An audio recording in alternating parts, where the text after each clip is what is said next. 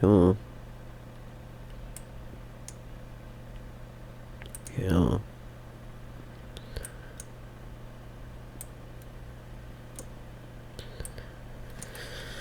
Check, check.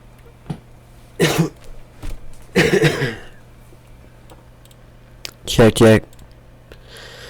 If this buffers one time, please let me know. Cause I'm done. I got a lot of work to do tomorrow, so I gotta hit the sack. But if we're gonna go, let's go ahead and make it happen.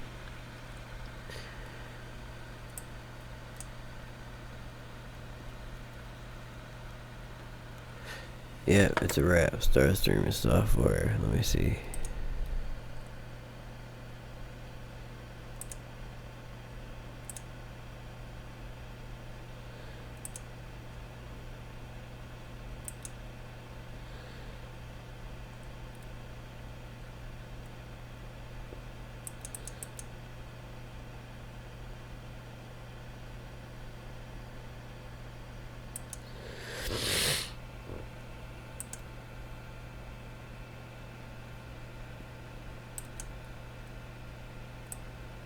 Alright, anybody, are we good?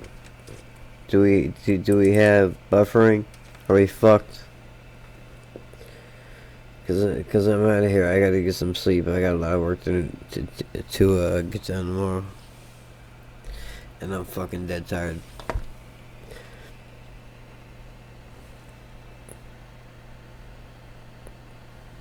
Trying to see if there's a delay.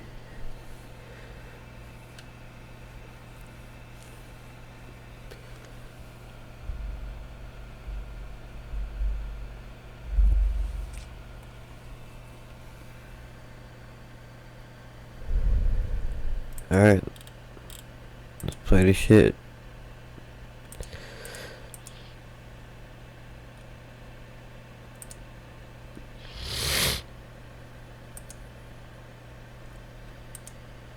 Talk to me.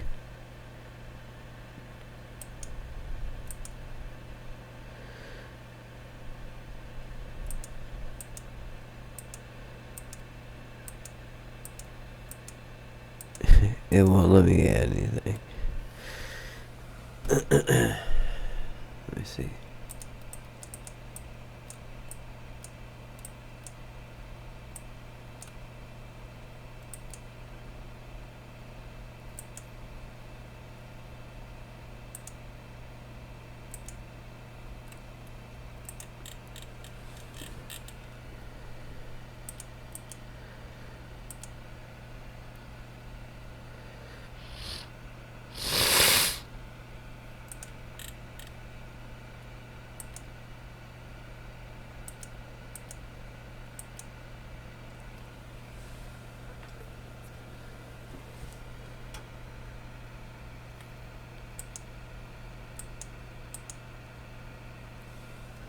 How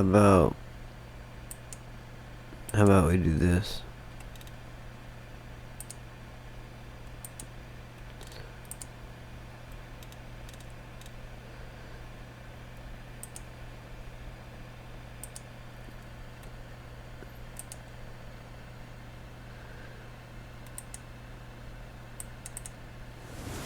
Yeah.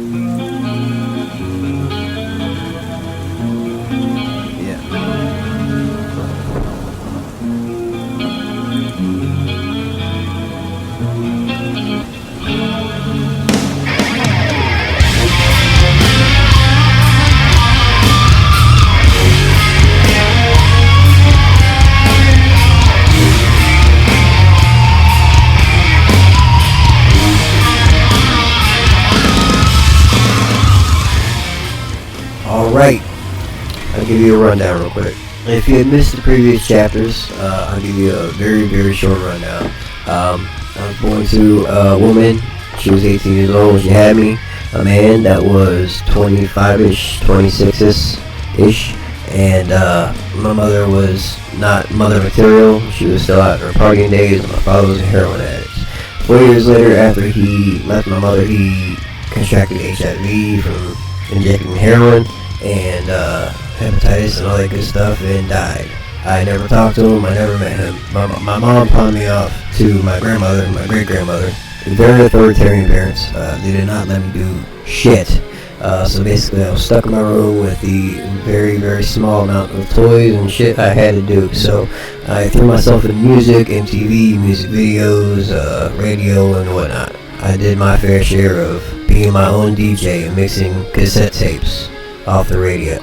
So you could say I was raised by music, and later on in life, I was raised by the peers that weren't such a good idea for me to be rocking with. Now, moved down to my grandmother's house finally with my mom, my stepdad. My mom was a goddamn sociopath, a narcissistic personality disorder, possibly bipolar.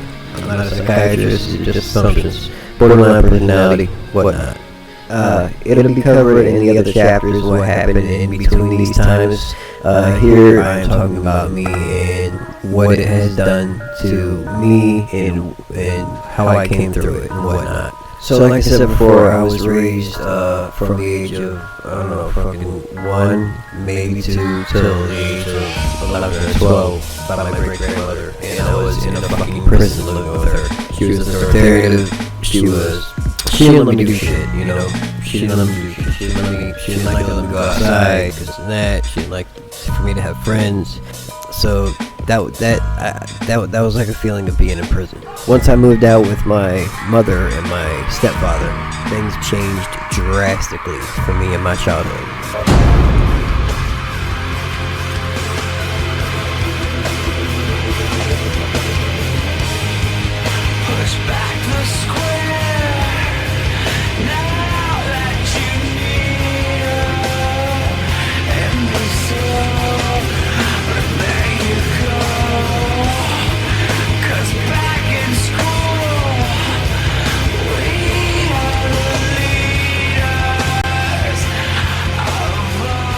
So, to make a long story short, we were pretty much surrounded by alcoholism and drugs.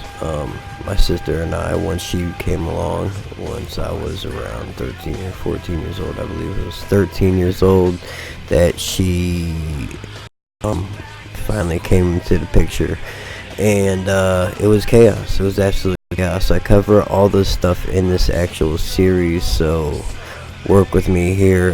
This stuff is in the series, so please go watch this series. This series goes in depth into these things. It was rough at the house. It was we had some rough times. I did a lot of time escaping. I had a group of friends I used to go hang out with, quite shallow people. If I would often break down because of some of the things that were going on in the household, and these people just didn't want to hear it. They just wanted to have fun and party, and I can argue with that, but they were quite shallow. They weren't friends. They didn't want to sit down and talk with me about the things that were going on at home.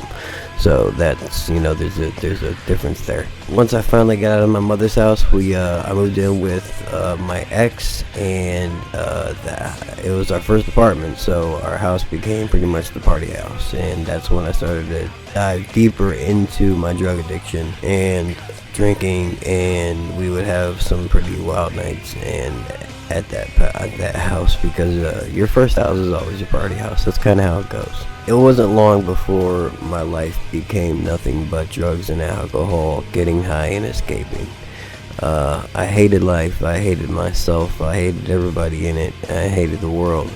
And drugs was my main escape, and that's what I used. And I used it for years upon years upon years. I was a drug addict for a long, long time. It sent me to prison, it sent me to many places. It was rough. After some time, my ex got pregnant with my first child, and his name is Miles. And At the time we had moved out of that first apartment, we were living from efficiency to efficiency. It was not a good situation, and I pretty much begged her to not have the kid because of our situation. We can't take care of kids, and she said she was against abortions, and I said, hey, I kind of am too, but reality's reality. Let's get with the program. Let's understand that we can't do this right now. Luckily, it turned out okay, but it happened a second time. She stopped taking her birth control pills, and once again, she got pregnant. We went through the same spiel, and she got pregnant again, and now we have 2 kids together. So there's that. I eventually went to prison. And upon being released from prison, I gave her a call. I was like, listen, what's up? I thought we were still together and whatnot. You know what I mean? She was like, well, no, actually, I found another guy. And I was pretty upset at the time because I had no place to go. And if I went back to my mom's, I went back to chaos. And that was the only other place I had to go. So I ended up going back to my mother's and to the chaos that it brings. After a while, she did call me. I won't. The things that happened at my mother's house were not good things. There was all kinds of mishaps, and my poor stepfather was back and forth with her consistently. Eventually, she did give me a call, said she needed some help with the kids, and we moved down there. I moved down there. She was like, I need help with the kids. If you could stay here, I'll stay at Serio's house most of the time. You can use the apartment and watch the kids. I was like, that sounds fucking perfect. I'm just fresh out of prison. I have no place to go. I get to see my kids every day. That's absolutely wonderful. So I moved down there. I furnished the house for free, might I add. I didn't pay for none of that, but I furnished the house. And I tried to make it as nice as I could. It was an apartment, rather, excuse me. And we ended up getting into this falling out fight one day because I had met somebody in the apartment complex. And this somebody just so happens to have turned out to be my wife. When I met Roxy, I met her while she was carrying groceries in. I asked her if she could help, and as stubborn as she is, she said, no, I got it. And I said, all right, I'm going to give you a hand anyways. And some along those lines. But the initial greeting was our kids introducing us.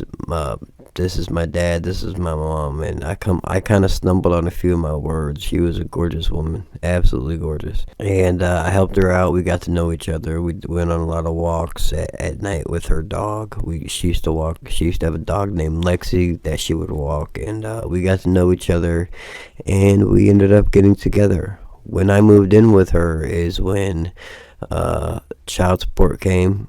That's when a lot of issues came because I had to move in with her. One day I went back to my ex's house and she claimed that I was disrespecting her home, which was an apartment, by about putting out cigarettes on the outside wall by the bushes. It was supposedly disrespectful to her home. Forget about the fact that I furnished the whole house and I did all this thing. Yeah, I kept the house clean, which was something that she usually wasn't that great at. But that's beyond the point. I went back and I had to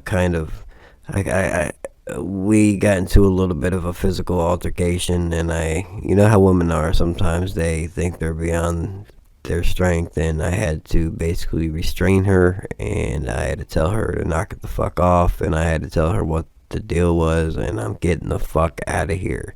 I'm not doing this for you no more, because I was also taking care of one of her own children that was not mine. Her name was Lily. I love that kid, but by the time I was with my ex, she had 4 kids of her own by one man, and 2 twins and 2 boys, and I had 2 kids by another woman, which also she had a kid, and so I was taking care of 3 kids. She was taking care of 4 kids, so it was a little much at the time. So there was a little bit of time spent away. We lived right across from each other.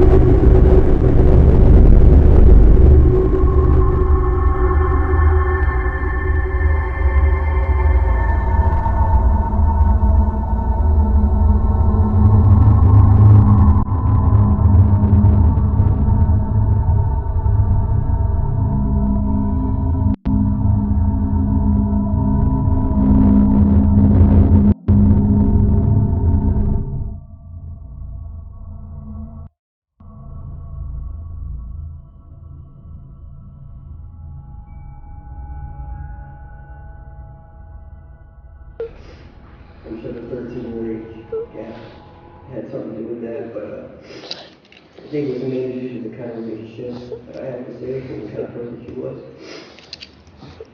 We seemed to have this kind of unspoken understanding between one another. 100% unconditional love. We never passed judgment on each other. And if she would have passed judgment on me, she could have allowed me. She saw me make a lot of mistakes. And she was aware of some of my darkest things. Even recently, I had a complete mental breakdown and just going out of control. And she still had a power. We gave her.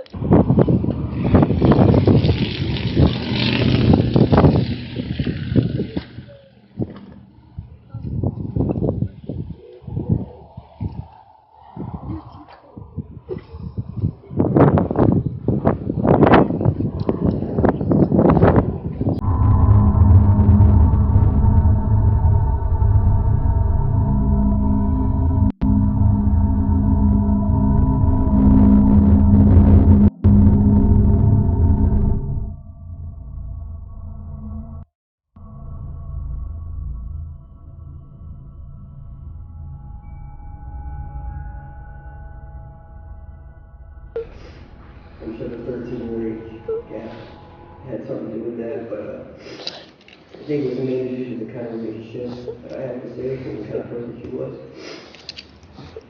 We seemed to have this kind of unspoken understanding between one another. 100% unconditional love. We never passed judgment on each other. And if she would have passed judgment on me, she could have allowed me. She saw me make a lot of mistakes. And she was aware of some of my darkest things. Even recently, I had a complete... Provide that for my family. I did buy a motorcycle. I wrecked my motorcycle. That threw me in a downward spiral because it just upset me. Not a downward spiral. That might be the wrong word. It upset me. Michael, my stepfather. I was staying at my mother's house when me and my wife were having problems and they were fighting and they decided to kick him out. So I chose to drive him to his new place of residence. County are mourning the loss of 2 young teens Mike, killed in a he weekend was a crash. noble man, A third and teenager he was still also at the recovering in same time a hospital bit right shallow. now.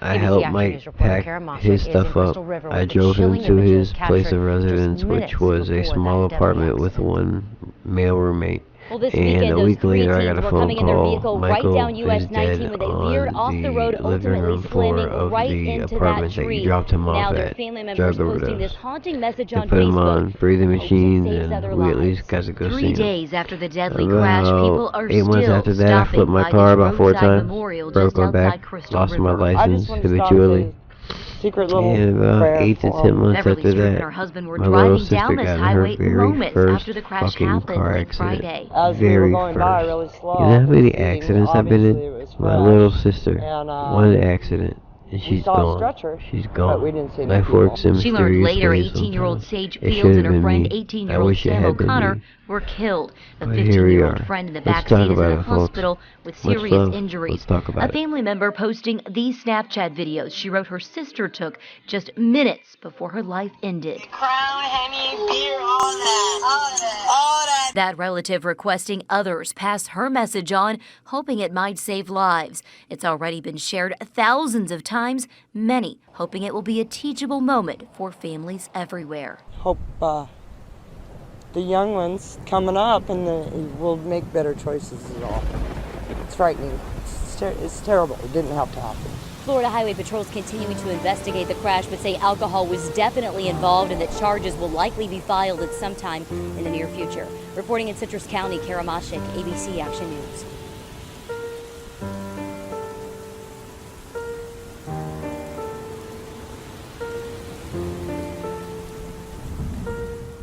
Welcome back, ManikAsylum. I hope everybody's doing well today. This is a bit of a somber video, a little difficult to make, a little difficult to go through the photographs and videos, but here we are. I felt like this is one of the most necessary. I think this entire series was built off the back of what happened to Sage, because it is the end result of everything that I've talked about in the previous chapters.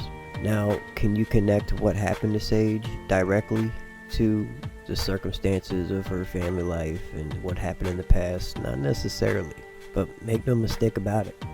I named this series The Butterfly Effect for a reason.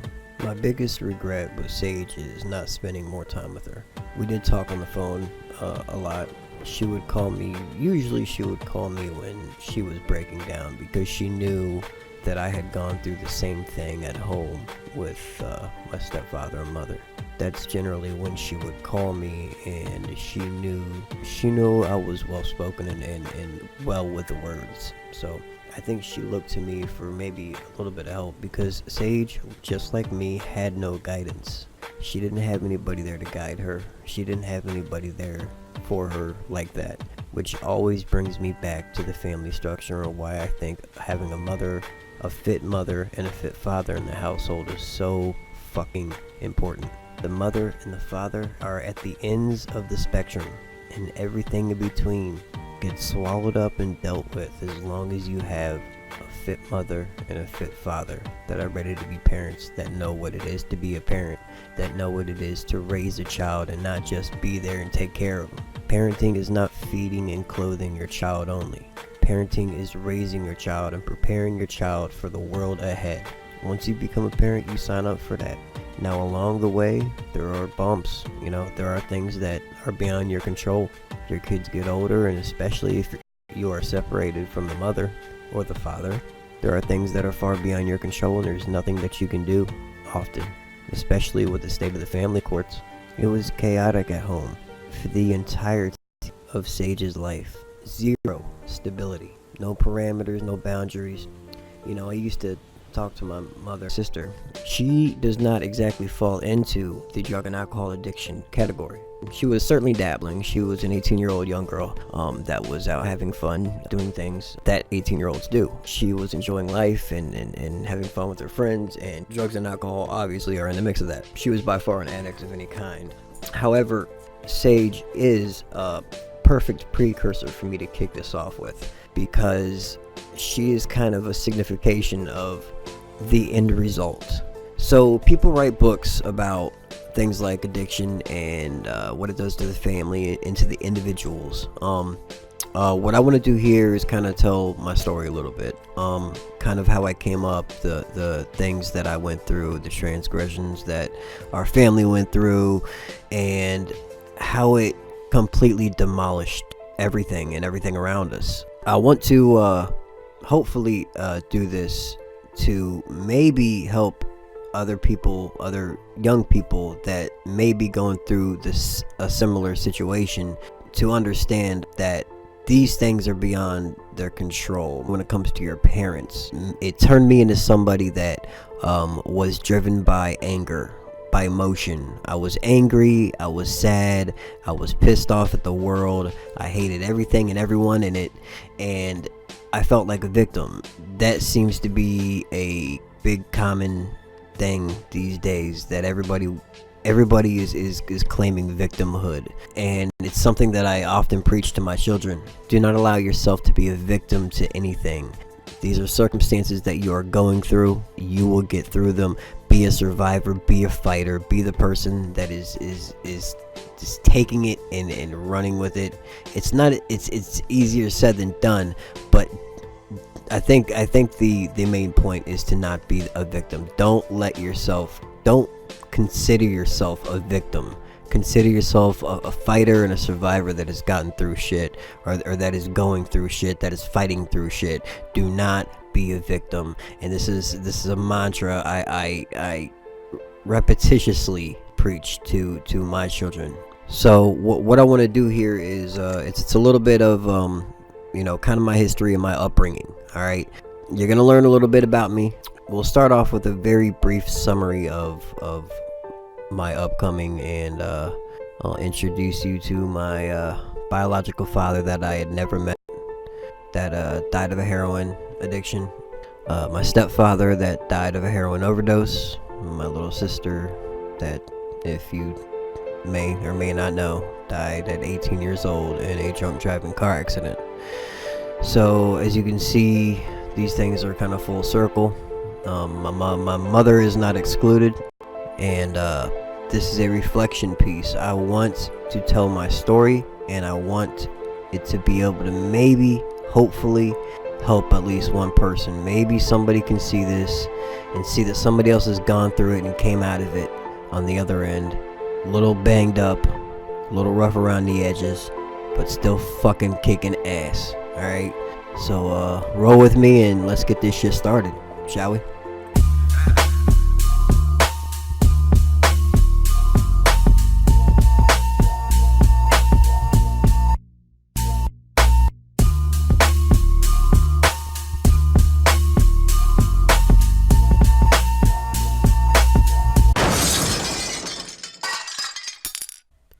It's dark here, lonely and cold. No sense of human connections, no sense of home. I roam through the labyrinth of dark hallways, chasing a vision. I thought I saw an angel opening her arms to me within my confusion. I dream of her often. Beautiful blue and white wings keep her afloat as she illuminates everything around her, as if her mere presence evokes joy and happiness upon her surroundings. She moves in slow motion, floating gently through the air as she slowly approaches. And as she places her hand over my heart, she says in the most beautiful heavenly voice, "I sense much pain in you, my child." Yes, I reply. I'm tired of this life. All the using, all the lies, all the confusion, the disguises, the delusions deep inside, and I refuse to keep on fighting in this fight that isn't mine. With all the crying in my nights, all my desires and my sights are sliding by, 'cause I'm to hide or rise above this dying life, and I'm afraid. Imprisoned in this cage on this imaginary stage where I just rant and I just rave and no one listens, no one stays. Take me away, I hate this place, I hate this cage, I hate this maze, I hate the darkness of these days, I hate this rage inside me blazing, memories that just keep fading. I'm insane, no one can save me from this pain, please angel take me. And as I open my eyes in anticipation of some kind of comforting words from the angel, she's gone, leaving behind the hope that perhaps one day she'll return to set me free. That was a piece of poetry that I wrote as a very young man when I felt very alone and I felt very shunned and I felt like there was no one to go to or no way out. So you can interpret it the way that you want to. That's what art is about. But that's the state of mind that I was in when I wrote that. I was very young when I wrote that. I was born to a woman at the age of 18, and my father, I believe, was in his mid-20s, if I'm not mistaken. Their marriage did not last long. They ended up splitting up. My father was a heroin addict. He, about 4 years after, 2 or 3 or 4 years, I don't know, it's hazy, after he left my mother, or they split up rather, he contracted the HIV virus from injecting heroin and hepatitis C and all that good stuff that you get from repeatedly injecting heroin. So my mother was still very young. She was still kind of in her social days or partying days. So I ended up staying with my great-grandparents for about 10 years of my life. The first 10 years of my life-ish. I went back and forth a couple times living with her and her boyfriends, and it would never work out, and I would always end up back there.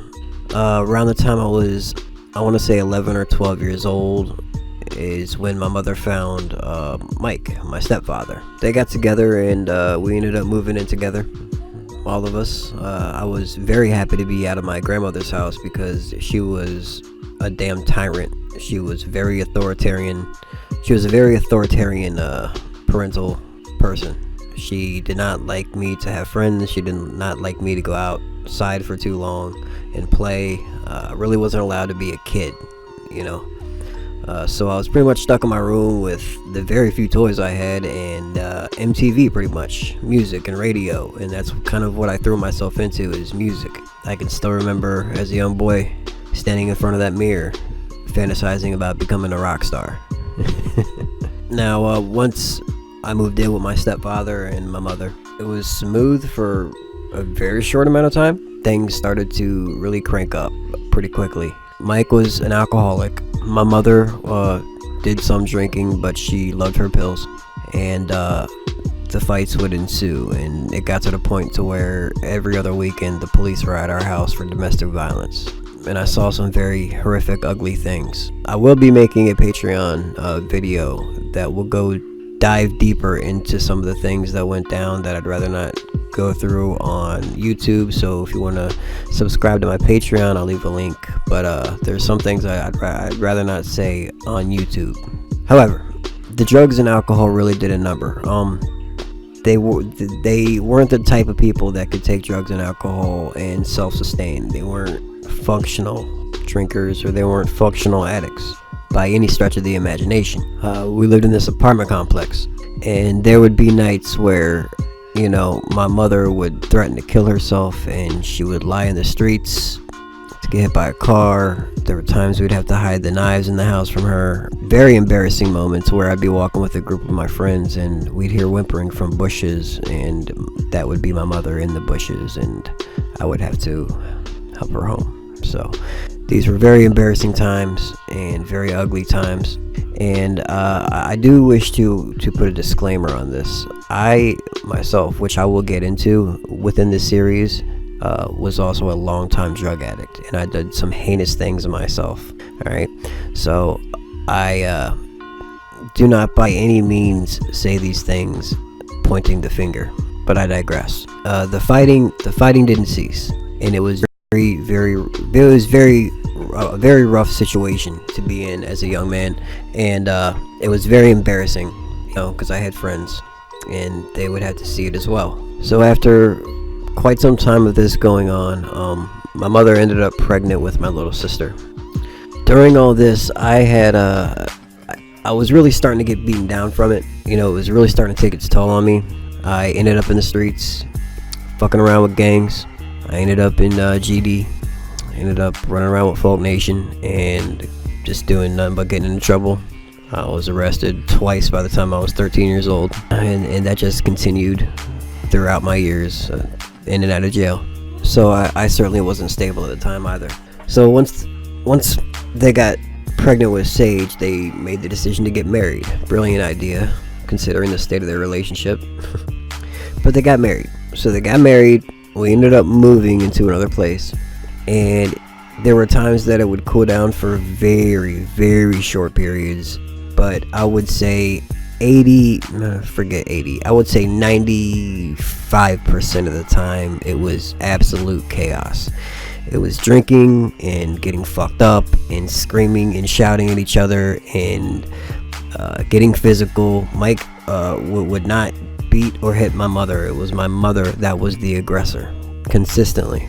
I remember times where I saw my mom grab him by a handful of his hair and beat him in the face. And when he left the house, she would begin beating her own face for when the cops came to blame it on him. Now Mike wasn't really a man's man. He was more of a beta kind of guy. He didn't have the faculties really to be a father, at least not to a young man. I couldn't look to him for fatherly advice or anything like that. He was a bit shallow. But I don't take anything away from Mike for that, because Mike had a heart full of love.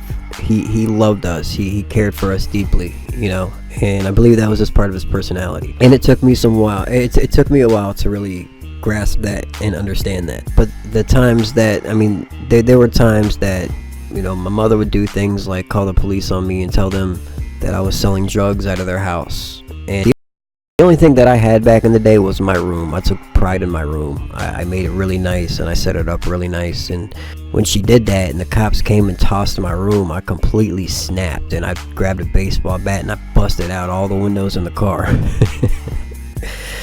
Because damn it, that was my room and that was the only thing I had, you know. Well, I was probably about 16 at that age. And I'm going to skip over a lot of things, you know, because there's tons and tons of hours upon hours that I could talk about different things that went on, but I'll keep it brief here.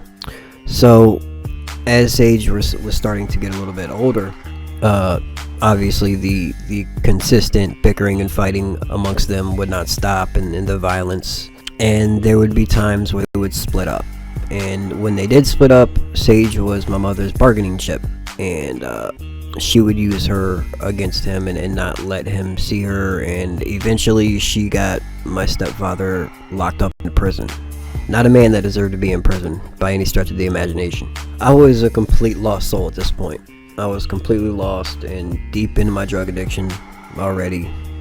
Couldn't have been more than 17, 18 years old maybe when this happened, but my recollection of time is a bit foggy, probably because of all the drugs I did when I was younger. I saw some very heinous things that went on in the household that really disturbed me because of the type of person that I am. I just don't think life should be lived in that manner. And I told Mike so many times, just leave, man. Please, just leave. But, you know, Michael, he loved that little girl so much, you couldn't tell him nothing. He would just keep coming back and coming back and coming back. And it was always the same damn thing. Mike wasn't perfect. You know, he was pretty much a fuck up on a lot of things. He made a lot of mistakes. He made a lot of dumb decisions. He wasn't the brightest guy in the world.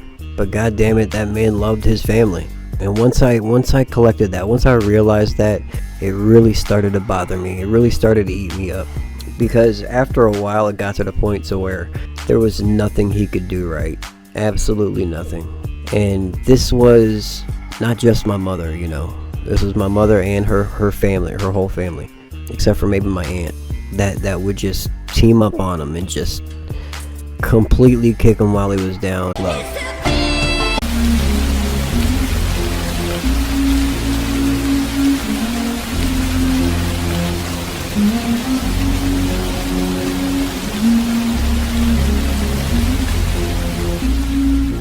When teens were asked, they said the number one reason they used drugs was to deal with the pressures and stress of school.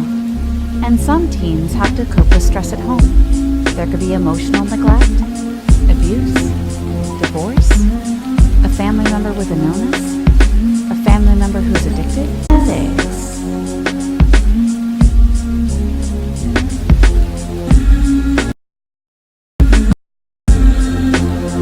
Collegiate. You see, everybody got a story to tell. Well, here's mine. My pain's deep, I've been through hell. I managed to survive, so I got a story to tell. Listen, I stand victorious, make the sign of the cross. Look, I'm here to be the voice for every friend I've ever lost. Let me pray as I put together my hands. I've never been ashamed to tell you the person I am. When it comes to doing drugs, I've never been a rookie. Let me tell you about the places that they took me. I haven't showered, it's been possibly a week, and I'm so deep in a psychosis, impossible to speak. That coke is in my arm, now it's impossible to sleep. My throat's numb, closed shut, so it's impossible to eat. Losing weight's a part of my daily routine. I always use against my will, just praying I was clean. So nod your head if you understand what I mean. When I was growing up, I never thought that I would be a fiend ever. My life's tumultuous, it's never getting better. Another abscess from my arm is getting severed. My exquisite vision, depiction of dereliction, livid living conditions, malicious on a mission. All these Green Tree cops, look, they all know me by my first name. Paramedics had to revive me, this ain't a game. I worn the same clothes for like the last 10 days. I wanna do better, but I don't know a different way. Alright, so what I'll do, what I'll have to do is upload this video, and we can comment back and forth on it, and we can have some kind of conversation on it. This basically